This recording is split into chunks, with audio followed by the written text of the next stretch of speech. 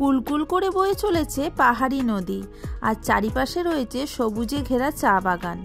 তার মাঝখানে ছবির মতো আঁকা একটি সুন্দর কোলাহলমুক্ত পাহাড়ি গ্রাম। সেখানে একটা রাত কাটাতে বেশ ভালোই লাগে বলুন। সেই রকমই এক পাহাড়ি গ্রামের ভিডিও নিয়ে আমি আপনাদের সামনে চলে এসেছি। গ্রামটির নাম হলো তাবাকোশি, যেটি দার্জিলিং জেলায় অবস্থিত। আর এখানে থাকার জন্যও রয়েছে বেশ কিছু হোমস্টে। এই ভিডিওতে আমি আপনাদের সঙ্গে সমস্ত তথ্যই শেয়ার করব। তাবাকোশি কিভাবে আসবেন, কোথায় থাকবেন, কি কি দেখবেন ঘুরে, সব তথ্যই আপনারা জানতে পারবেন এই ভিডিওর মাধ্যমে। তাহলে ভিডিওটি প্রথম থেকে শেষ পর্যন্ত দেখতে থাকুন।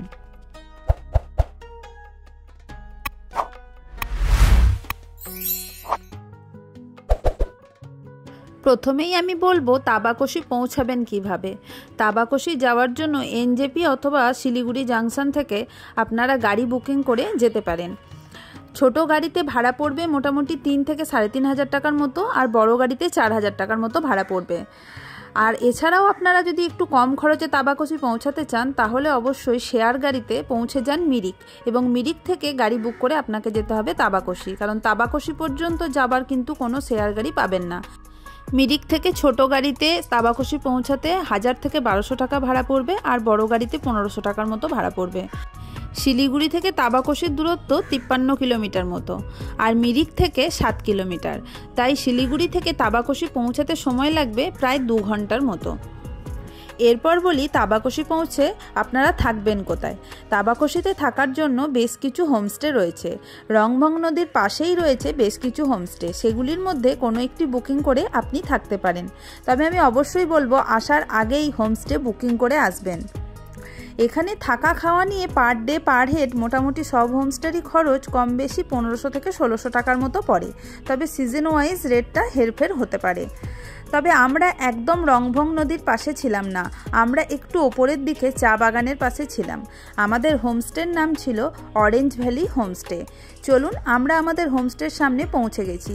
এরপর হোমস্টের ভিতরের রুমগুলি আপনাদেরকে একটু ঘুরে দেখাই। আমাদের যে রুমটি বুকিং ছিল সেটি হলো এটি।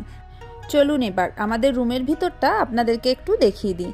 রুমটি বেশ পরিষ্কার পরিচ্ছন্ন, বড়সড়ই ছিল। এখানে এরকম 2টি বেড দেয়া আছে, এখানে কিন্তু অনায়াসে 4 জন শোয়া যাবে।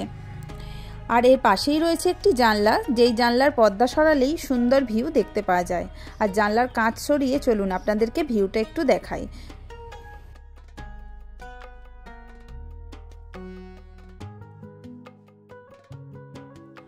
দেখতেই পাচ্ছেন বাইরের ভিউটা কত সুন্দর, তাও আকাশ মেঘাচ্ছন্ন রয়েছে। পাহাড়ে তো এরকম মেঘ রোদ্দুরের খেলা চলতেই থাকে। সব মিলিয়ে বেশ সুন্দর লাগছিল বাইরের ভিউটা। এখানে একটা রাত কাটাতে বেশ ভালোই লাগবে। আর এই হলো টয়লেটটিও বেশ বড়সড় এবং পরিষ্কার পরিচ্ছন্ন। তার সাথে গিজারেরও ব্যবস্থা আছে। আমি হোমস্টের কন্ট্যাক্ট নাম্বার ডেসক্রিপশন বক্সে দিয়ে দেবো, আপনারা চাইলে বুকিং করতে পারেন। তবে আমি আগেই বলে দিয়েছি এই হোমস্টেটি কিন্তু একদম রংভং নদীর পাশে নয়, একটু ওপরের দিকে। আমরা হোমস্টে পৌঁছাতে পৌঁছাতে প্রায় দুপুর হয়ে গিয়েছিল, খুব খিদেও পেয়েছিল, তাই গরম গরম লাঞ্চ চলে এসেছে আমাদের সামনে। চলুন খাওয়া দাওয়াটা সেরে ফেলি। দুপুরের লাঞ্চ সেরে একটু রেস্ট নিয়ে আমরা বিকাল বিকাল বেরিয়ে পড়লাম পায়ে হেঁটে গ্রামটি একটু ঘুরে দেখতে। সঙ্গে চা বাগানের সৌন্দর্য একটু উপভোগ করতে বেরোলাম। আর আগেই বলেছিলাম রংভং নদীর থেকে আমরা একটু উপরের দিকে ছিলাম, তাই পায়ে হেঁটে রংভং নদীর পাশেও একটু এগিয়েছিলাম আমরা বিকালের দিকে ঘুরতে। কোলাহলমুক্ত পরিষ্কার পরিচ্ছন্ন এই গ্রামটি ঘুরে দেখতে বেশ ভালোই লাগছিল। চলুন পায়ে পায়ে হেঁটে দেখা যাক কী কী আছে এখানে। যেতে যেতেই দেখলাম এখানে একটি সুন্দর মন্দির রয়েছে, এটি শিব ঠাকুরের মন্দির। আপনারা চাইলে মন্দিরের ভিতরটি ঘুরে আসতে পারেন। এবার চলুন এগিয়ে যাওয়া যাক রংভং নদীর পাশে।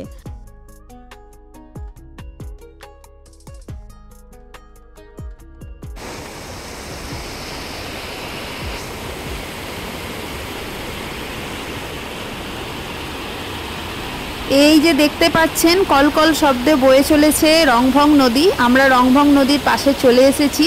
বিকালের দিকটা বেশ ভালোই লাগছিল এখানটা ঘুরে দেখতে। আর চারপাশের ভিউটা দেখুন, আপনাদেরকে দেখাচ্ছি। আর তার পাশেই রয়েছে একটা সুন্দর পার্ক, চাইলে আপনারা এই পার্কটির ভিতরেও ঘুরে আসতে পারেন। তবে ওপর থেকেই ভালোই দেখতে পাওয়া যাচ্ছে। পার্কটিও বেশ সাজানো গোছানো, একটু সুন্দর পার্ক। অনেকেই দেখুন ভিতরে ঢুকেছে, তবে আমরা ভিতরে ঢুকিনি, উপর থেকেই সমস্তটা দেখতে পাওয়া যাচ্ছিল। চারপাশটা ঘুরে আমরা আবার ফিরে চলে এলাম আমাদের হোমস্টেতে। সন্ধে হওয়ার সাথে সাথে দূরের পাহাড়ের আলোগুলো কেমন মিটমিট করে জ্বলে উঠেছে দেখুন, খুব সুন্দর লাগছিল দেখতে। আর চারিপাশে একটা অদ্ভুত নিস্তব্ধতা। বেশ কিছুক্ষণ এই দৃশ্য উপভোগ করতে করতেই চলে এলো আমাদের সন্ধ্যাবেলার টিফিন, পকোড়া এবং তার সঙ্গে গরম গরম চা। সন্ধেটা আমাদের বেশ ভালোই কাটলো। তারপর আমরা রাতের ডিনার সেরে ঘুমিয়ে পড়লাম, কারণ পরের দিন সকাল সকাল উঠে আবার আমাদের অন্য জায়গায় যাওয়ার আছে। পরের দিন সকাল সকাল ঘুম থেকে উঠে আমরা ঝটপট রেডি হয়ে নিলাম, কারণ আমাদেরকে বেরোতে হবে আর এক নতুন জায়গার উদ্দেশ্যে। সেই ভিডিও কিন্তু আমি খুব শীঘ্রই আপনাদের সামনে নিয়ে আসবো। তার জন্য অবশ্যই চোখ রাখতে হবে আমার চ্যানেল ট্রাভেল ডায়েরি ব্লগে। চলুন, রেডি হওয়ার সাথে সাথেই চলে এসেছে আমাদের সকালের গরম গরম ব্রেকফাস্ট। আমরা ব্রেকফাস্টে ম্যাগি দিতে বলেছিলাম, কারণ অনেকটা রাস্তা জার্নি করতে হবে, অন্য কিছু খাবার ইচ্ছা ছিল না। না হলে ওনারা পুরি সবজি বানিয়ে দিতে চাইছিলেন, কিন্তু আমরা সেটা দিতে মানা করেছিলাম, তাই আমাদের কথা মতোই ওনারা ম্যাগি বানিয়ে দিয়েছিলেন। সব মিলিয়ে হোমস্টের আতিথেয়তা আমাদের বেশ ভালোই লেগেছিল। আর সর্বোপরি আরেকটা কথা, এটি রংভং নদীর একেবারে পাশে অবস্থিত না হওয়ার জন্য এই হোমস্টের রেটটি তুলনামূলকভাবে কম। মোটামুটি আপনারা 1200 থেকে 1300 টাকার মধ্যে পেয়ে যাবেন। আর একটা জিনিস তো আপনাদেরকে দেখাতেই ভুলে গেছি, হোমস্টের পাশেই রয়েছে এরকম অরেঞ্জ গাছ। আর আমরা যখন গেছিলাম সবে অরেঞ্জ ধরেছে, তাই এখনো পর্যন্ত অরেঞ্জগুলি গ্রিন কালার হয়ে রয়েছে। সব মিলিয়ে দুটো দিন আমাদের এখানে বেশ ভালোই কাটলো। এবার হোমস্টেকে টাটা বাই বাই জানিয়ে আমরা বেরিয়ে পড়লাম আমাদের নেক্সট ডেস্টিনেশনের উদ্দেশ্যে। তাহলে সেই নতুন জায়গার ভিডিও নিয়ে আমি খুব শীঘ্রই আসছি। ততক্ষণ পর্যন্ত সকলে ভালো থাকবেন, সুস্থ থাকবেন, টাটা।